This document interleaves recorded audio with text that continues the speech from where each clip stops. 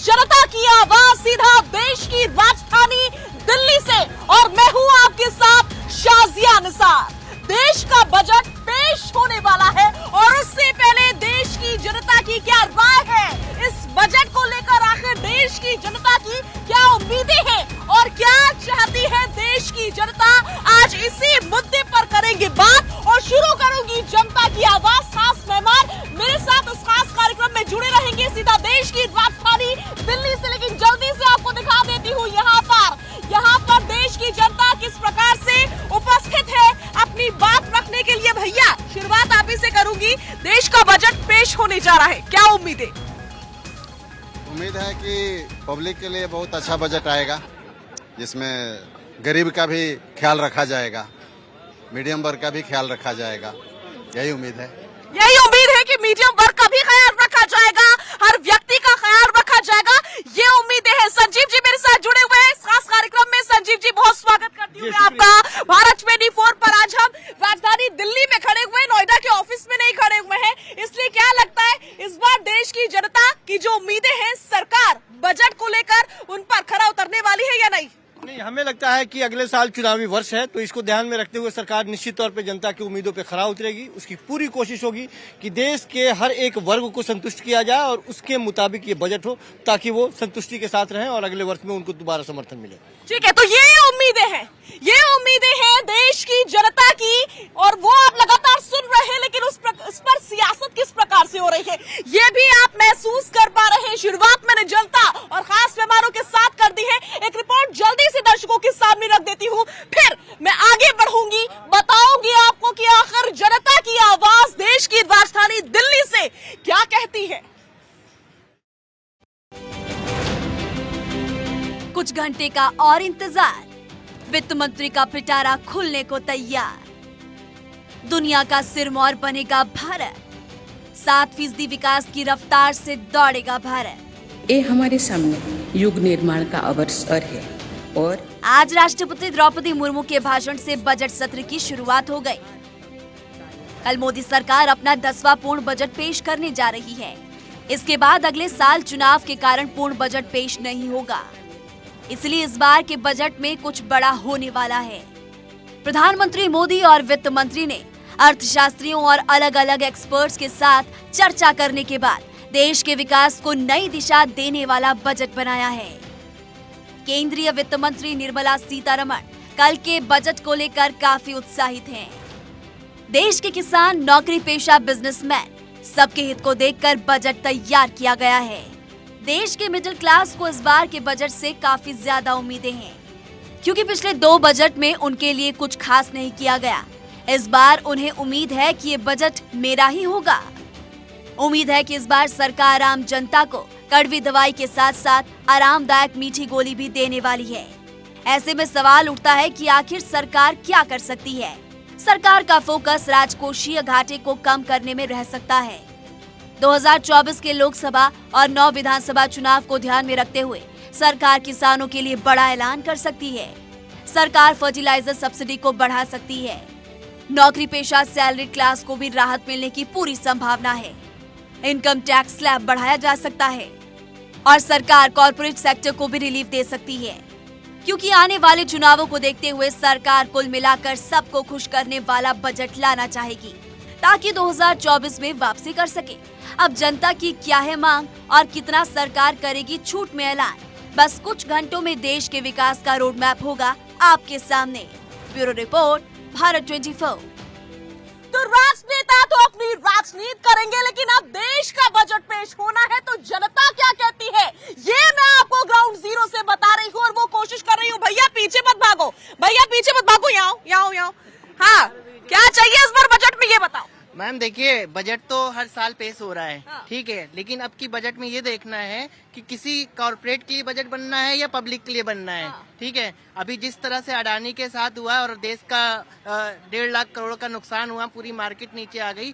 कोई भी जो म्यूचुअल फंड वगैरह लिया हो, अपना वो पोर्टल ओपन करके देखेगा तो मार्केट की क्या स्थिति है। तो इस चीज को ध्यान रखना है, क्योंकि हमने पहले देश को बेचा और उसके बाद हमने उसको रिकवर किया, फिर उसके बाद दोबारा पैसा उन्हीं को दे रहे हैं। तो ये क्या चल रहा है समझ में नहीं आ रहा। सब कुछ जो लॉस हो रहा है वो देश के लोगों को हो रहा है। जनता का लॉस हो रहा है तो जनता के बारे में सोचेगा कौन? संजय राणा जी मेरे साथ जुड़ चुके हैं, यहाँ सीपीआई है। सीपीआई है, बहुत स्वागत करती हूँ भारत 24 पर।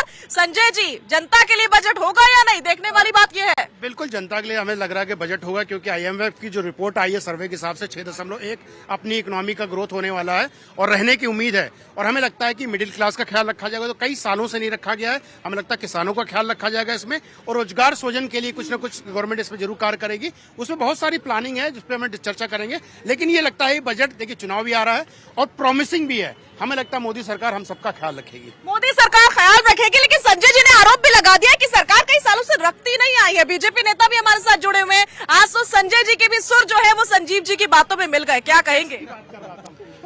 ये देखिए, जो असलियत होती है ये कोई किसी पार्टी से नहीं, ना ही विपक्ष से है ना ये पक्ष से है। इन्होंने साफ गोई से अपनी बात रखी, संजीव जी ने भी रखी और राणा जी ने भी रखी। आपने देखा कि देखिए संजीव जी ने एक बात बताई कि भाई अगला चुनाव आने वाला है उसको ध्यान रखा जाएगा। लेकिन अगर आप देखेंगे पिछले 2 वर्षों से, एक कोरोना गया, उसके बाद यूक्रेन का वॉर हो गया। क्यों मैं इसका जिक्र कर रहा हूँ? क्योंकि जो तेल आता है जो कि हर घर की जरूरत होती है, एक कहीं मैंने पढ़ा कि ये जो नेशंस हैं जो ऑयल प्रोड्यूस करते हैं ये ब्रेकफास्ट को अफेक्ट करते हैं।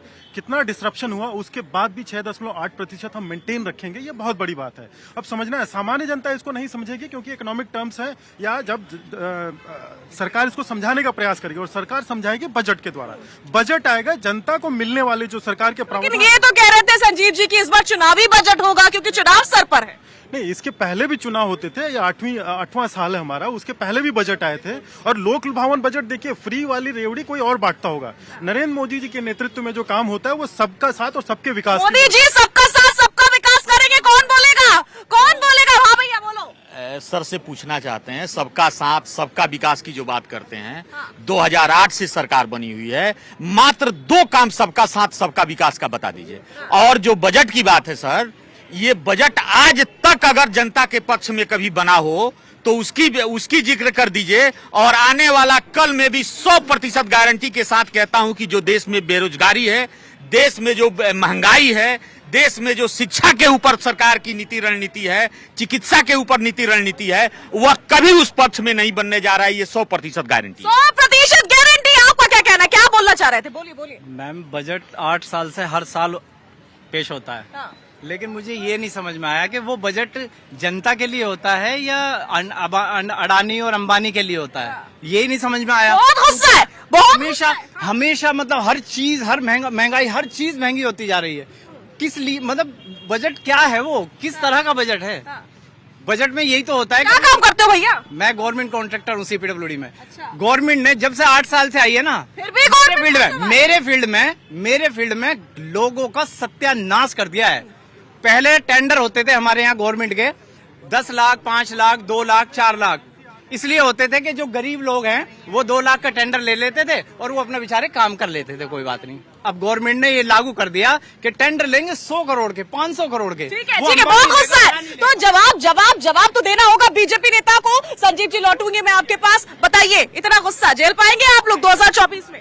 ये तो गुस्सा तो हम 2014 से जब हमारी सरकार आई थी तब से, बीच में बोलेंगे तो कैसे जवाब दूंगा भैया? रुक जाइए आप बताइए। देखिए ठीक है, जनता स्वतंत्र है, जनता देवतुल्य, जनता बोलेगी, हमारा काम है जवाब देना। ये जो कोरोना वाली वैक्सीन आई थी ना, देखिए सब लोग दौड़ के लिए, भैया भगवान करे संपन्न रहे, लेकिन इस देश में 80 करोड़ ऐसे भी लोग थे जिनको सरकार ने मुफ्त में राशन दिया है। खाली अपनी सोचेंगे और अपनी जेब भरेंगे तो कैसे चलेगा? कॉन्ट्रैक्टर साहब की बात बता देता हूँ, कॉन्ट्रैक्टर साहब को बता देता हूँ मैं, कॉन्ट्रैक्टर साहब को बता देता हूँ भाई साहब, एक मिनट, कॉन्ट्रैक्टर साहब को बता देता हूँ। ये जो 100 करोड़ की बात कर रहे हैं, पंजाब में जैसे ही आधार से पैन कार्ड लिंक हुआ, 15 लाख ऐसे किसान गायब हो गए जो 6000 किसानों का हक मार रहे थे। यानी आप संपन्न है, दूसरे वाले के लिए जगह छोड़िए ना। तो ये ट्रांसपेरेंसी जो आई है, तकलीफ तो होगी, बदलाव होता है, तकलीफ होती है। अब व्यक्तिगत तौर पे आपको अच्छे ठेके नहीं मिल रहे हो, आप अगर उसमें कम तौली या घोटाले नहीं कर पा रहे हो, तकलीफ तो होगी। ठीक है, ये कह रहे घोटाले नहीं हो पा रहे, लेकिन जनता कह रही है घोटाले हो रहे हैं। इकोनॉमिस्ट भी हमारे पास मौजूद है इस डिबेट में। ये बताइए कि क्या लगता है आपको, किस प्रकार से सरकार बैलेंस करेगी? जनता की भी उम्मीदें खूब है, कुछ लोगों को खुश भी करना है, जनता के आरोप ये है, तो कैसे बैलेंस किया जाएगा इस बार का बजट? देखिए ऐसा है, बजट के लिए मैं आपको बता दूं, क्योंकि इन्फ्लेशन जो है वो पूरी दुनिया में चल रहा है और उस इन्फ्लेशन के बीच में अराउंड 7% आसपास हमारी आज की जीडीपी है। और जैसे कि आज द्रौपदी मुर्मू जी ने बोला कि 2023 और 2024 जो असेसमेंट ईयर होगा उसमें हम 6.5 तक क्लोज करेंगे, 6.5% तक जो हमारी जीडीपी होगी। बाकी उसके बाद में जो कोरोना के बाद का जो टाइम बीता, अभी भी लोगों में ये डर है कि बाहर जाएं या ना जाएं। कई ऐसे हमारे बिजनेस हैं, कई ऐसे हमारे इंफ्रास्ट्रक्चर हैं, आप जैसे लगा लीजिए टूरिज्म जो है वो बिल्कुल खत्म हो चुका है। उसके बाद भी अगर हम बहुत अच्छे पे जाके क्लोज कर रहे हैं, हम सारी चीजों को मैट करते हुए जा रहे हैं। आज देखिए पूरे दुनिया भर में कोरोना फिर से छाया हुआ है। बैलेंस कैसे करेंगे? बैलेंस करने के लिए इसके लिए ये है कि हमें और इंफ्रास्ट्रक्चर डेवलपमेंट करना होगा। जो हमारे बिजनेस रुक गए हैं या बंद हो चुके हैं उनको वापस से ट्रैक पे लेके आना होगा, वही सबसे बड़ा बैलेंस होगा। कौन बोलेगा, कौन बोलेगा, कौन बात रखेगा अपनी? हाँ भैया, आ रही हो, हाँ भैया बोलो। मैम मैं एक ही बात बोलूंगा ना, उनकी बात में ना इनकी बात में। सर है बीजेपी के नेता, तो मैं एक ही बात बोलूंगा, जो अडानी जी हैं, मैं माननीय प्रधानमंत्री से रिक्वेस्ट करता हूं उनका पासपोर्ट जब्त कर ले। न देश इतने घाटे में जाने वाला है, देश इतने घाटे में जाने वाला है, वो आप नहीं कर सकते हो। हाँ भैया बोलो। मैं ये कह रहा हूँ, चंदा बोलने दो, पहले बोला। अडानी जी का 4,000 करोड़ रुपया ये भाई घर की लड़ाई नहीं चल रही है, चौराहे पर नहीं खड़े हो, बोलो। ये बोल रहे हैं जो अडानी अंबानी सोनिया गांधी को दहेज मिला था, राजस्थान की सरकार किसने चला? बिना अशोक गहलोत का। अडानी बदमाश खराब है। अशोक गहलोत अडानी को बुला क्यों रहा है बिजनेस करने के लिए? वहाँ पर अंबानी को क्यों बुला रहा है? अगर इतना खराब है तो राजस्थान सरकार क्यों चला रहा है? राजस्थान की सरकार क्यों बुलाती है भाई? मोदी सरकार बुला रही है। राजस्थान सरकार किसका है? राजस्थान में तो मोदी सपोर्ट कर रहा है। राजस्थान में तो कांग्रेस की सरकार है, मैं मानता हूँ। अडानी तो वहाँ भी जाते हैं। अडानी को कौन सपोर्ट कर रहा है? प्रधानमंत्री, हमारे देश के प्रधानमंत्री। हाँ बोलिए। एक जादूगर के पास एक टोपी है और उस टोपी में एक छेद है। माननीय भाजपा के प्रवक्ता सुन लें, और वह दिखाता है लोगों को और कहता है कि देखो तुम्हारे लिए मैंने परी लेके आया है, तुम शादी करनी है। लेकिन एक शर्त है, जो अपने बाप का बेटा होगा उसी को दिखाई देगा। अब जो सुन लो, जो देखता है वही कहता है कि परी दिखाई दे रही है। बीजेपी का वही बात है। मैडम, अगर हम विपक्ष में बोलते हैं हम राष्ट्रभक्त नहीं हैं, हम बजट के ऊपर सवाल उठाएं राजभक्त नहीं हैं, हम सरकार के नीति रणनीति पर अगर सवाल उठाते हैं तो देशभक्त नहीं हैं। ये सवाल पनप गई है और ये सबसे बड़ी सवाल है। अगर इस सवाल को समाप्त कर दिया जाए। ठीक है, सुन लिया संजीव जी ये कह रहे हैं कि अडानी तो राजस्थान भी जाते हैं, अशोक गहलोत जी मुख्यमंत्री है, कांग्रेस की सरकार है। साजिया, पिछले 4 सालों का आक्रोश आप यहाँ देख रही हैं जनता के चेहरे पे। चाहे वो घरेलू गैस की बात हो, चाहे पेट्रोल की बात हो, युवाओं की स्वास्थ्य व्यवस्था की बात हो, महिलाओं के स्वास्थ्य शिक्षा की बात हो, वृद्धों की बात हो। आपको पता है कि ट्रेन में उन लोगों के लिए जो रियायत मिलता था वो बंद कर दिया गया। तो ये तमाम चीजें लोगों के जहन में है कि क्या रियायत मिलने जा रही है। इस बार भी सरकार की कोशिश यही होगी कि कुछ धन्ना सेठ, जिनका नाम बार बार आ रहा है, ये लोग चाहते हैं कि ये पैसे जो उनको दिए जाते हैं और माफ कर दिए जाते हैं, कम से कम लोगों के बीच में एक बजट बनाई जाए, इन लोगों के चेहरे पर कम से कम खुशी दिखाई दे। सरकार से बहुत उम्मीद है और हर बार, क्योंकि ये अंतिम पूर्ण बजट है, इसके बाद में जो अगले साल 24 में वो सरकार जो बजट करेगी वो अंतरिम बजट होगा, उसका कोई मायने नहीं रखता है। तो इस बार लोगों से उम्मीद है, लोग बहुत उम्मीद के साथ देख रहे हैं। अब देखना यह है कि जनता की तरफ सरकार जाती है या उधर। बिल्कुल देखना यही है कि कहीं इस बार भी, क्योंकि चुनाव सर पे है 2024 के, 2023 में भी 9 राज्य में चुनाव है, तो कहीं लोक लुभावन वायदे तो नजर नहीं आते हैं सर। जी मैडम, देखिए जो मोदी सरकार है वो किस तरीके से राजनीति करते हुए आई थी, जब उसका नारा था कि बहुत हुई महंगाई की मार, अब की बार मोदी सरकार। मैं यहाँ पूछना चाहता हूँ हमारे मित्रों से कि 25% पेट्रोल के दाम बढ़ चुके हैं, 25% दूध के दाम बढ़ चुके हैं। जो 48 रुपए हुआ करता था आज वो 64 रुपए तक पहुंच चुका है। आप बताइए कि सर, एक मिनट भाई, जब आप देखिए, सबसे पहले एक मिनट, और एक आदमी, एक सूट बूट की सरकार में होता है, एक यहाँ पे चर्चा जरूर होती है। पेट्रोल आपने पूछ लिया। एक सूट बूट की सरकार में एक आदमी आता है, अडानी जिसका नाम है, उसकी आमदनी 50 गुना बढ़ जाती है। 30% एयरपोर्ट, 30% पोर्ट। अरे यार, ठीक है। बीजेपी के एक सेकेंड बीजेपी के नेता कह रहे हैं कि जब हम चर्चा करना चाहते हैं पेट्रोल के ऊपर तो कांग्रेसी हमें चर्चा नहीं करने देते। सदन में कब कितनी बार रोका गया सदन? आप एक बार रिकॉर्ड उठा के देख लीजिए। और अभी फटी, मैं देखिए आसान शब्दों में समझाना चाहता हूँ, आक्रोश में आकर के नहीं समझाया जा सकता। आज तेल में विश्व की कीमतें क्या चल रही हैं और हमारे देश में कितनी मिल रही है, ये देखना होगा। 55 वर्षों में सड़कों पर एक सेकंड, लेकिन जनता कह रही है पेट्रोल के दाम भी, सुन लीजिए, नहीं, समझ गई मैं आपकी बात, पॉइंट समझ गई कि चर्चा ये नहीं करने देते, लेकिन जनता तो कह रही है पेट्रोल के दाम तो आप ही लोग बढ़ाते हैं। नहीं, पेट्रोल के दाम अभी देखिए, हम विश्व में रहते हैं और बाकी जगहों पे क्या है उसको भी एक मिनट खत्म कर लेता हूँ। कितनी सड़कें बनी थी बीते 55 वर्षों में, वो इंफ्रास्ट्रक्चर का कहाँ से आएगा पैसा, सरकार कहाँ से इंतजाम करेगी? 2 साल की अगर हालत उठा के देख ले, पहले लोग बोलते थे हैप्पीनेस इंडेक्स में श्रीलंका हमसे अच्छा है, भूख में पाकिस्तान हमसे आगे है, आज वहाँ आटे दाल का भाव पता लग गया है। ठीक है संजय जी आ रही हूँ दादा आपके पास, आ रही हूँ भैया रुको। संजय जी, पाकिस्तान में भुखमरी है, श्रीलंका में भी भुखमरी है, कम से कम हमारा देश तो उससे अच्छा है, लेकिन इस बार बजट में क्या होगा? जनता की उम्मीदें यहाँ पर आप देखिए सर चढ़कर बोल रही है। साजिद जी, मुझे सिर्फ 1 मिनट दीजिएगा। अदानी की बात कर रहे थे, उनको फैक्ट दे दूं। देखिए, अदानी का जो इन्वेस्टमेंट है, LIC ने इन्वेस्टमेंट अदानी में किया है शेयर में, तकरीबन 36,472 रुपए, 36,472 रुपए क्या, उसके शेयर कितने हैं? 30,000 शेयर्स हैं। और उसकी जब मतलब ये जो इशू हुआ था उसके पहले उसकी कमाई जो वैल्यूएशन थी वो 87,000 करोड़ थी। आज इतने शेयर गिरने के बाद भी 55,000 करोड़ रुपए, जाके देख लीजिए नंबर। इन्वेस्टमेंट जो कमाई है, मतलब 36,000 इन्वेस्ट करके 55,000 की कमाई, मतलब प्रॉफिट में 27,000 करोड़। ठीक है, ये हो गया LIC का समस्या समाधान हो गया। अब आते हैं पेट्रोल पे। भाई साहब हमारे बोले पेट्रोल बड़ा महंगा, बिल्कुल महंगा, हमको भी तकलीफ है। ये बताइए कि राजस्थान में पेट्रोल आज कितना? 108 रुपया है ना, 108 रुपए है। वहाँ क्यों नहीं कम कर रहे हैं? छत्तीसगढ़ में क्यों नहीं कम कर रहे हैं? वहाँ नहीं सर, सुनिए, दिल्ली आप अरे सुनिए, मैं आ रहा हूँ सर, मैं आ रहा हूँ 30 सेकंड। अरे सर 30 सेकंड। अब मैं इनकम टैक्स पे जो बोल रहा था, पहली बार मैं बोला था इनकम टैक्स में तो 2,50,000 पे जो रिबेट मिल रहा था वो बढ़ाकर 5 लाख करना चाहिए। वो 2014 से बढ़ा नहीं है। और आपने देखा 80C होता है, जो आम जनता की बात कर रहा हूँ, 80C में 1.5 लाख का रिबेट मिलता था, वो तकरीबन 15 साल से नहीं बढ़ा है। हम चाहते हैं गवर्नमेंट वो बढ़ाए। प्लस जो एजुकेशन है, आज का GDP में इन्वेस्टमेंट है 3.1 है, वो अगर बढ़ा करके 6% करती है, जो ग्लोबल इंडेक्स है, तो उससे क्या रोजगार बढ़ेगा। और कैपिटल जो टैक्स जो 25% उसको कम करेंगे तो उससे क्या होगा, रोजगार बढ़ने का, सृजन होने का। ठीक है, ये कह रहे हैं कि राजस्थान और छत्तीसगढ़ में भी तो पेट्रोल महंगा मिल रहा है, तब आप लोग क्यों नहीं बोलते हैं कुछ? मैडम देखो, गरीबी हिंदुस्तान में किस लिए है? यहाँ का हेल्थ सेक्टर अच्छा हो जाए तो गरीबी खत्म हो जाएगी।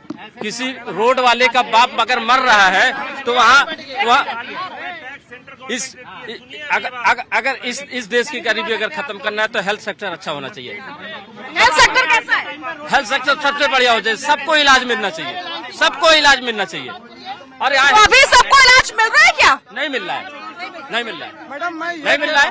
बार महंगाई बोलिए। आता रहा है। हमारे इंडिया छोड़े कौन सा जगह में सस्ता है, कौन सा कंट्री सस्ता, कंट्री के नाम बता दो। कौन से पूछो कौन सा कंट्री में सस्ता है, भारत छोड़ के पूछो इनसे, कौन सा कंट्री में सस्ता है पूछो। बोलिए। उन कंट्रियों में गरीब लोग नहीं है। और अंबानी से, अडानी से, मोदी जी से पूछो ना, गरीब आदमी चूल्हा कैसे जलाता है, तब पता चलेगा। पाकिस्तान की क्या हालत है? क्या मतलब है? श्रीलंका एक आता है, पाकिस्तान ही बीच में क्यों आता है? मेरी श्रीलंका नहीं, उनसे हमें कोई लेना देना, हमें हमारे देश से मतलब है, हमें हमारे देश से मतलब है। ठीक है, आप बोलिए। मैं बताता हूँ, महंगाई कर रहे हैं लोग, पर देश की प्रकृति और देश की सुरक्षा के बारे में कोई बात नहीं कर रहा। अगर देश सुरक्षित है, देश की हमारी आर्मी सुरक्षित है और हम लोग सुरक्षित है, तो महंगाई से सब निपटा जाता है। कौन से राजनीतिक दल में जो भी केंद्र में रहा हो, महंगाई नहीं बढ़ी, आबादी नहीं बढ़ी, उसका सोल्यूशन उन्होंने कुछ नहीं कहा। अच्छे खाते पीते लोग भी रोते हुए नजर आते हैं, महंगाई है। ठीक है, हाँ भैया बोलो। मैं एक चीज पूछना चाह रहा हूँ, 2014 में जब इनकी सरकार आई तो उन्होंने कहा कि मैं जो नंबर 2 के पैसे गए थे स्विस बैंक में, उन्होंने कहा था मैं वापस लाऊंगा। काला धन वापस आया कहाँ से? अभी तक नहीं आया। पहली बात, मैं उत्तर प्रदेश से बस्ती जिले का रहने वाला हूँ, ग्राम प्रधान हूँ। मैं प्रधान हूँ मैडम। मेरा दर्द यह है कि हम लोग गाँव में काम कराते हैं मनरेगा से, 200